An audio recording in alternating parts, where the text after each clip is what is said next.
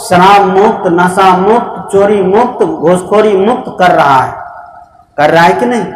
हाँ, ये तो सच है कि उतना जल्दी में सुधार नहीं हो पा रहा जितना साधु महात्मा चाहते हैं, लेकिन दुनिया में देख रहे हैं जहां कहीं भी सुधार अगर हो रहा है वह स्वभाव के बल पर।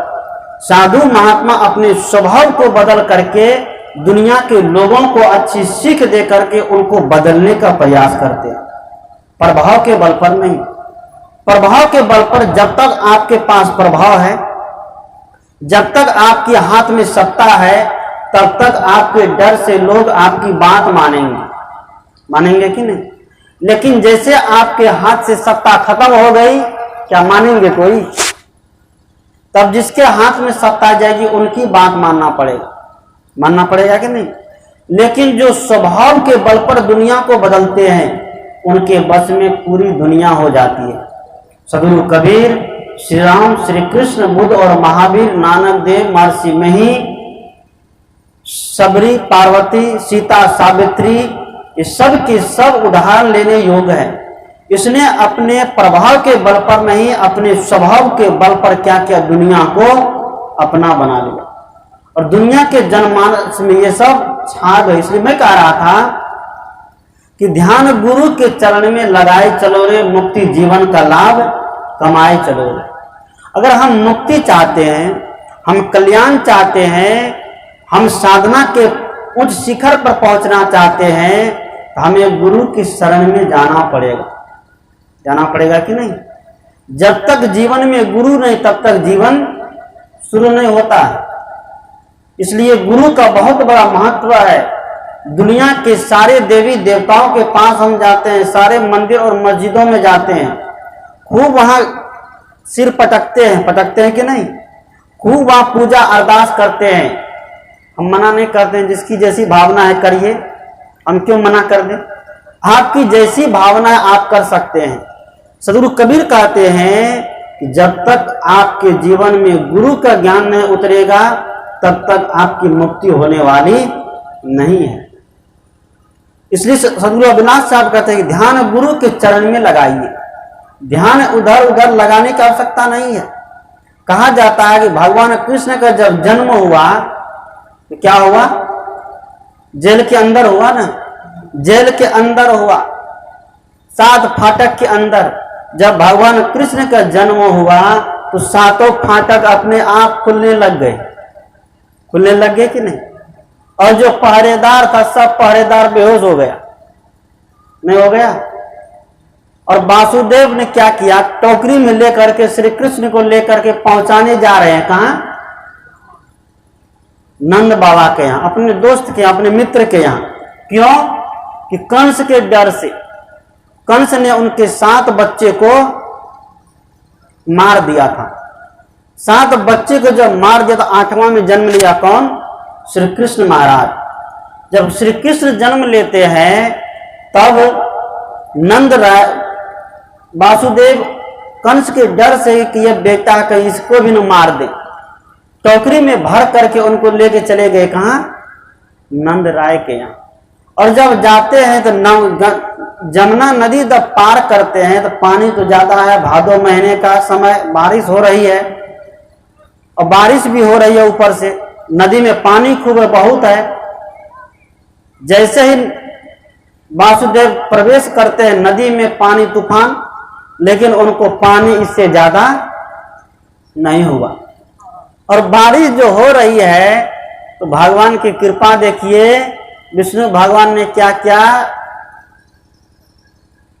कहते हैं, शेषनाग ने क्या किया? उसके ऊपर में अपना फन कर दिया बचाने के लिए उनको पानी से। और तब जाकर के वह कहां पहुंचता है? नंद राय के यहाँ पहुंचता है और वहां उस बच्चा को रख दिया जाता है। ध्यान दीजिए, श्री कृष्ण भगवान का जेल के अंदर जन्म होना और सब फाटक अपने आप खुल जाना और सब पहरेदार का सो जाना, और उसके बाद जब गंगा नदी में, यमुना नदी में आना, तब उतना पानी होने के बाद भी वासुदेव का नहीं डूबना और शेषनाग उसके सिर पर अपना फन तार के रखना, ये सब एक प्रतीक है। क्या है? यह एक प्रतीक है। सदगुरु कहते हैं जब श्री कृष्ण जैसे ज्ञान, गुरु का ज्ञान हमारे सिर पर चढ़ जाता है, तब न तो हम जमुना में डूबते हैं, न हम बारिश में मरते हैं, न हम किसी जेल के अंदर रहते हैं। क्या रहते हैं? जब गुरु का ज्ञान हमारे अंदर प्रवेश करता है, जब गुरु का ज्ञान श्री कृष्ण जैसे बन करके हमारे सिर पर प्रवेश कर जाता है, तब हमारे जीवन के अविद्या रूपी सारे फाटक क्या हो जाते हैं? खुल जाते हैं। काम, क्रोध, लोभ, मोह, राग, द्वेष, ये सातों फाटक क्या हो जाता है? खुल जाता है। ये प्रतीक है, ये भाव इसमें छिपा हुआ है। लेकिन आज लोग अंधविश्वास में पड़ करके इतना दूर चला गया है कि वहां से लौटने का नाम नहीं लेता। जाने में तो बड़ा अच्छा लगता है कि नहीं?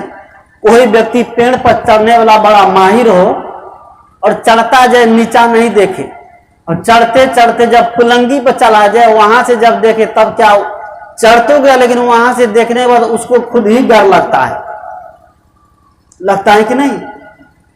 सदगुरु कहते हैं कि ऐसा ही आज व्यक्ति के जीवन में हो रहा है।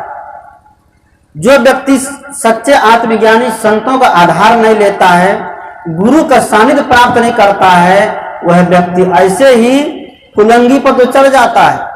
सारे तीर्थ, व्रत, उपवास, व्रत करते करते आता है, लेकिन जब जीवन के निकट पहुंचता है तब उसको अंधेरा लगता है। तब उनको बड़ा भारी लगता है कि हमने क्या किया। हमने दुनिया में खूब तीर्थ किया, खूब व्रत किया, खूब पूजा, खूब नमाज, खूब पूजन, खूब भजन किया, लेकिन जीवन से अभी तक हम लोग अछूते रह गए। जीवन में जो करना चाहिए, जो भक्ति और मुक्ति का काम करना चाहिए, जो साधना का काम करना चाहिए, जो अपने मनो निग्रह का काम करना चाहिए, वह काम आज तक हो ही नहीं पाया। इसे सदगुरु कहते हैं कि आप बाहर चाहे जितना भी साधना भजन करें, पूजन करें, आप बाहर चाहे जितना भी दौड़ लगाएं मंदिरों में, मस्जिदों में, गिरजाघर, गुरुद्वारों में, वहां पर केवल दृश्य मात्र नजर आएंगे और उस दृश्य को देखने वाले आप हैं। और ये हमारी आंखें जिस जिस दृश्य को देखती है, वह दृश्य का जो संस्कार इस अंतःकरण में इकट्ठा होता है कि नहीं? वह संस्कार जब इकट्ठा होता है तो उन्हीं संस्कारों के बदौलत यह जीव आवागमन के चक्कर में पड़ता है। वही संस्कार इस जीव को खींच करके ले जाता है जन्म और मृत्यु के बीच। इसलिए सदगुरु कहते हैं कि हमें मुक्ति चाहिए, हमें मोक्ष चाहिए।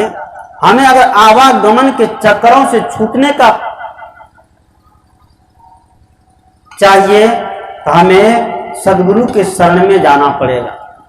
गुरु हमारे जीवन के अज्ञान को तोड़ने का काम करता है। जैसे सूर्य जब